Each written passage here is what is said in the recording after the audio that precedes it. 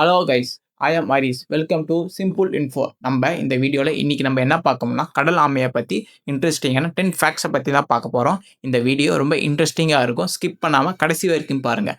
வாங்க வீடியோக்குள்ளே போகலாம்.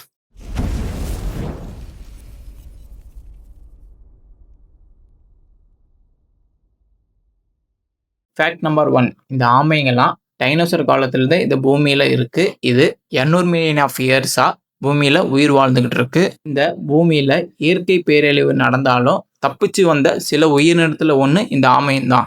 Fact number 2. பச்சை கடல் ஆமைன்னு சொல்லப்படுற ஒரு வகையான இனம். இது பெரும்பாலும் கடல் தண்ணிக்குள்ளே தான் உயிர் வாழுமா.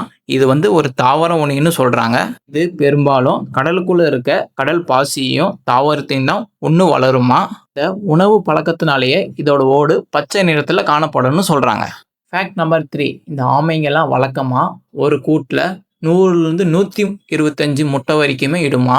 ஆமைங்கெல்லாம் முட்டை இட்டதுக்கப்புறமே பொதுவாக 45லேருந்து 35 டேஸ் வரைக்கும் இந்த முட்டை பொரிய டைம் எடுத்துக்குமா. இந்த ஆமை குஞ்சுங்கெல்லாம் முட்டையிலேருந்து பொரிஞ்சு வந்ததுக்கப்புறம் இதெல்லாம் கடல் நோக்கி தான் போகுமா. ஆனால் இது கடல் நோக்கி போகிறதே பல சவாலோட தான் அது போகுமா. அப்படி தப்பிச்சு போன ஆமைங்கெல்லாம் பார்த்தீங்கன்னா பல சகாப்தங்கள் உயிர் வாழணும்னு சொல்கிறாங்க.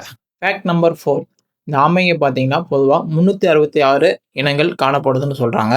இந்த ஆமைங்களால் சுழல் வெப்பநிலைக்கு தகுந்த மாதிரி அதோட பாடி வெப்பநிலையை அது மாற்றிக்குமா. அது மட்டும் இல்லாமல் அது வாழ்கிற சூழ்நிலைக்கு ஏற்படி அதோட உணவு பழக்கத்தையும் மாற்றிக்குமா. நம்பர் 5. இந்த கடலாமை என்னதான் கடலுக்குள்ளே உயிர் வாழ்ந்தாலும் இது முட்டை போகிற தருணத்துக்கு மட்டும் பார்த்தீங்கன்னா கரைக்கு வந்து தான் முட்டை போடுமா. அதான் இந்த கடலாமை கடலுக்குள்ளே இருந்தாலும் இது 1 மணி நேரத்துலேருந்து 1.5 மணி நேரம் வரைக்கும் தான் மூச்சை தக்குப்படுத்தி வச்சுக்குமா. அதுக்கு மேலே இது மேலே மூச்சை விட்டுட்டு தான் திருப்பி கடலுக்குள்ளேயே போகுமா.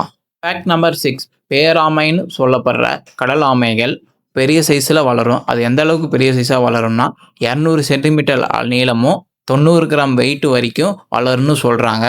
பெரிய ஆமைகள் கடலுக்கு வெளியில் கரையில் கவுந்துச்சுன்னா அடுத்தவங்க எழுப்பு இல்லாமல் அதால் திருப்பி பழைய நிலைமைக்கு போக முடியாதுன்னு சொல்கிறாங்க. Fact number 7. பொதுவாக இந்த ஆமைகளோட கை கால் பார்த்தீங்கன்னா கடலுக்குள்ளே துடுப்பு மாதிரி யூஸ் ஆகுமா. அதே வச்சுக்கிட்டு தான் நிலத்துலையும் பார்த்தீங்கன்னா அதை நடக்கிறதுக்கு யூஸ் பண்ணும். இது நிலத்துலையும் சரி தண்ணியிலையும் சரி ரெண்டுத்துக்கும் பயன்பாடு மாதிரி இருக்கிறதுனால தான் இது சுலபமாக ஒரு இடத்துலேருந்து இன்னொரு இடத்துல மூவ் ஆகி போக முடியுதுன்னு சொல்கிறாங்க. Fact number 8. இந்த ஆமைங்க பார்த்தா பொதுவாக 2 வகை இருக்குமா. அது எந்தெந்த வகைனா ஒன்று டர்டாயில்னு சொல்லுவோம், இல்லை டாட்டாய்ஸ்ன்னு சொல்லுவோம். இந்த டர்டில் என்னன்னா அது பார்த்தீங்கன்னா நிறைய நேரம் தண்ணியிலையும் கொஞ்ச நேரம் நிலத்துலையும் இருக்குமா. இது டர்டில்னு சொல்லுவாங்களாம். இந்த டாட்டாய்ஸ்னா நிறைய நேரம் நிலத்துலையும் கொஞ்ச நேரம் தண்ணியிலே இருக்கிறதுனால இது டாட்டாய்ஸ்ன்னு சொல்கிறாங்க. Fact number 9. பொதுவாக இந்த பெண் ஆமைகள் எங்கே பிறந்ததோ அது முட்டை போகிற சமயத்தில் அங்கேயே வந்தால் முட்டையும் இடுமா.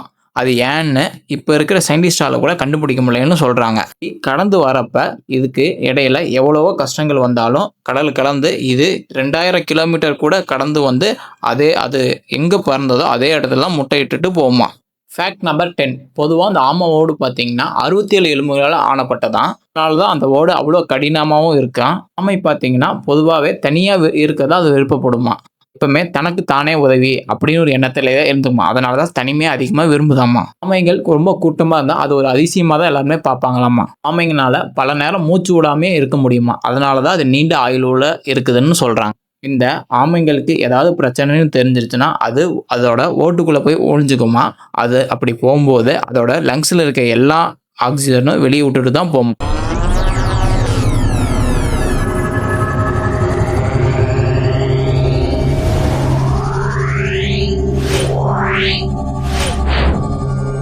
Yeah.